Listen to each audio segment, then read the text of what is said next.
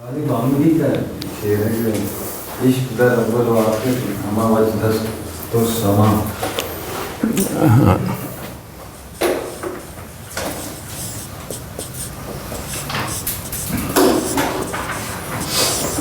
اول و آخر ہما وجدست تو سما.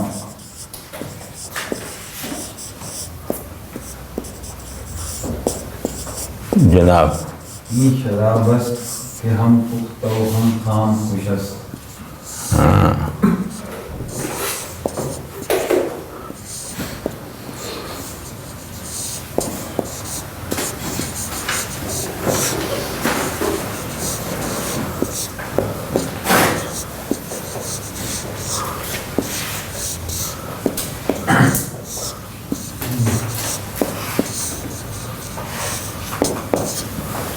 طالب عملی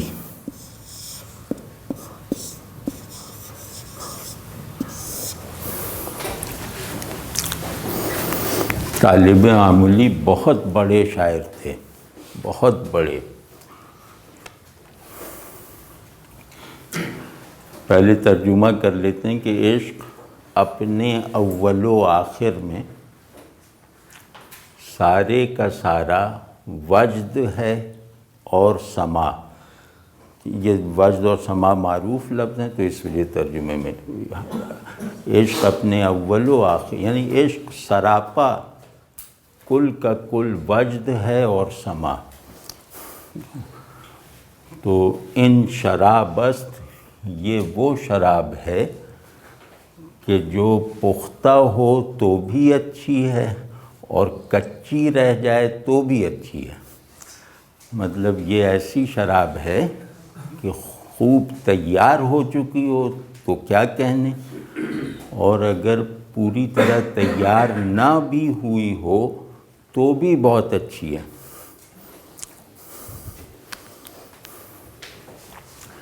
اب یہ آسان شعر ہے، ایک مطلب اس کو آسان بنا کے آسان سمجھ کے اس کی شرح کر رہے ہیں، ورنہ یہ بہت تہدار شعر ہے. کہ اس میں بس ایک لحاظ کر لیں کہ اس میں سما پہلے ہے وجد بعد میں ہے، یعنی ترتیب میں. تو اول عشق سما ہے، آخر عشق وجد ہے. ٹھیک ہے نا؟ تو ترتیب ذرا یہ وزن کی وجہ سے ہے.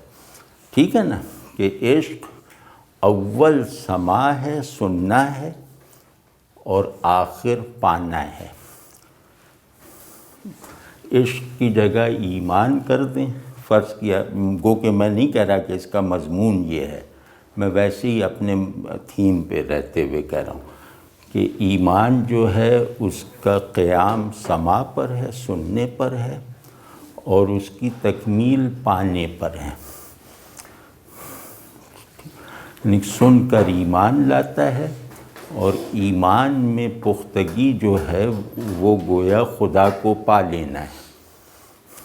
ٹھیک، وجد کے دو مطلب ہیں، سما کے بھی دو مطلب ہیں، وجد کے بھی دو مطلب ہیں، اور یہ دونوں اس شعر میں کار فرما ہیں، یعنی ارادی ہیں شاعر کے لیے انشاءاللہ.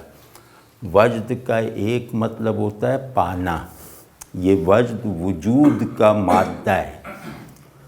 ٹھیک ہے نا؟ تو جیسے وجود کے معنی ہے پایا ہوا، تو وجد کا ایک مطلب ہے پانا اور دوسرا مطلب ہے مستی، سرمستی، سرشاری. تو دونوں یہاں استعمال کیے ہیں. اور سما کے بھی دو مطلب ہیں، ایک مطلب ہے سننا اور دوسرا مطلب ہے وہ خاص سما جو صوفیہ سنتے ہیں، یعنی قوالی وغیرہ. ٹھیک ہے، قوالی سن کر وجد آنا. ٹھیک ہے نا؟ تو لیکن اس میں پہلا مطلب مراد ہے، دوسرے مطلب سے اس کا حسن بڑھتا ہے. یعنی شعر اسے کہتے ہیں جس میں معنی کی کثرت سے حسن پیدا ہوتا ہے، اور ایسے لفظوں کو اس طرح استعمال کرنا کہ وہ ایسے دو معنی کنوے کریں جو آپس میں متضاد ہیں. یہ قدرت کلام ہوتی ہے. ٹھیک ہے نا؟ شعر اس طرح بنتا ہے. تو عشق کہتے ہیں حق کی وجودی ریئلائزیشن کو. ٹھیک ہے، یعنی ریئلائزیشن کے دو چینل ہیں آدمی کے پاس، عقل اور عشق. عقل اس ریئلائزیشن کا ذہنی ورژن ہے، عشق اس ریئلائزیشن کا وجودی ورژن ہے. ٹھیک ہے نا؟ تو عشق حق کی وجودی ریئلائزیشن کو کہتے ہیں. تو ان معنوں میں عشق جو ہے وہ اول جو ہے وہ حقیقت کو کسی کی زبان سے سنتا ہے، اور پھر اس سننے کے عمل میں ایسی قطعیت اور شدت اور یکسوئی ہوتی ہے کہ جس حقیقت کو اس نے سنا ہوا ہے، جو حقیقت اس کے لیے ریئلائزیشن آف دی ٹروتھ کا سبب بنی ہے، اس ریئلائزیشن کو وہ ایکسپیرینس کر لیتا ہے. ٹھیک ہے؟ تو ان شراب، کوئی جواب ہے اس مصرے کا؟ ان شراب، اس کو بس شیر خوانی والے ذوق سے سمجھے. مصرع بہت ہی کمال کا ہے کہ یہ وہ شراب ہے. شراب کسے کہتے ہیں؟ جو ذہن کو بے بس کر کے وجودی آثار مرتب کرے. تو حقیقت بھی اسے کہتے ہیں. حقیقت کے ساتھ کورسپونڈنس بھی یہ ہے کہ اس کورسپونڈنس کے نتائج کو سمیٹنے میں ذہن بے بس ہے، اور اس ریئلائزیشن کو احوال بنانے کے لیے وجود حاضر ہے. سمجھے نا؟ تو کہہ رہے ہیں کہ یہ وہ شراب ہے، یہ وہ ایکسپیرینس، یہ وہ سورس آف انسپریشن ہے جو اگر میسر آ جائے تو پختہ ہو تو کیا ہی کہنے. پختہ ہے تو وجد ہے، اور خام ہے تو سما ہے. تو وجد ہو یا سما ہو، دونوں حالتوں میں یہ مفید ہے. آپ سمجھ رہے ہیں نا کہ حالت سما میں خام ہے یہ شراب، حالت وجد میں پختہ ہے. کہہ رہے ہیں دونوں، اگر تم نے حقیقت کو سن لیا ہے تو بھی تمہیں فائدہ ہے، اور پا لیا ہے تو کیا کہنا. لیکن پانے کا عمل سننے سے شروع ہوگا، دیکھنے سے نہیں.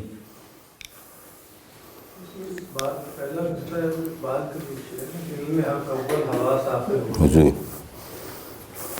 ہاں وہ فلسفیانہ ہے، یہ صوفیانہ سا ہے، یا یہ زیادہ مکمل ہے.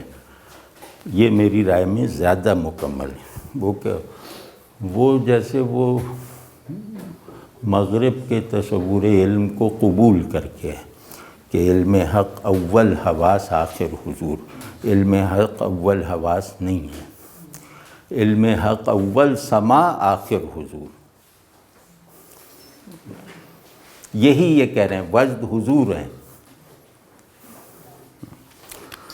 اقبال جو ہے نا وہ روایتی مضمون مغرب سے ڈیٹیچ ہو کر کم باندھ پاتے ہیں. تو یہ لوگ وہ ہیں جو بالکل خود مختار، بالکل اپنی روایت سے سرشار، بالکل پورے اعتماد ہیں. عشق کو جب آپ ایمان لے رہے ہیں تو خدا کو پانا کیا ہے اور پختگی کیا ہے اس صورت میں جب عشق کو ایمان لینا؟ ہاں خدا کو پانا اور عشق اس کا پختہ ہو جانا بھئی آسان ہے نا. احسان گویا اللہ کو اس طرح سن کے رسول اللہ صلی اللہ علیہ وسلم سے سنا، اس کو مانا، اور اس ماننے میں ایسی ترقی اور یکسوئی حاصل کی اپنے مجاہدے اور کوشش سے کہ گویا اللہ کو دیکھ لیا.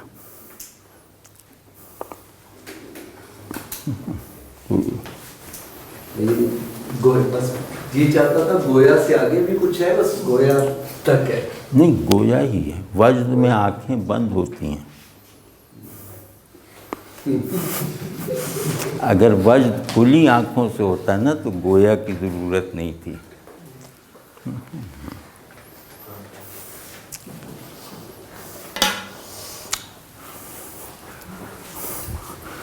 آپ ذرا غور کیجئے کہ پیشن میں کتنی طاقت ہوتی ہے کہ مختلف نظریہ رکھنے والا آدمی بھی ایک مرتبہ ہل کے رہ جاتا ہے۔ فرض کیا کوئی صاحب اور طرح کا نظریہ رکھتے ہوں لیکن وہ بھی ہل جاتے ہیں۔ پیشن کا درست اظہار محکم دلیل سے زیادہ گہرائی تک جاتا ہے، اور وہ بات میرا خیال ہے کہ بہت قابل غور ہے کہ میجر آئیڈیا پیشن زیادہ ہوتا ہے، کانسیپٹ کم ہوتا ہے، وہ وجودی زیادہ ہوتا ہے، ذہنی کم ہوتا ہے، کیونکہ اس کے انالیسس یا اس سے تجاوز کرنے کی طرف عقل متوجہ نہیں ہوتی۔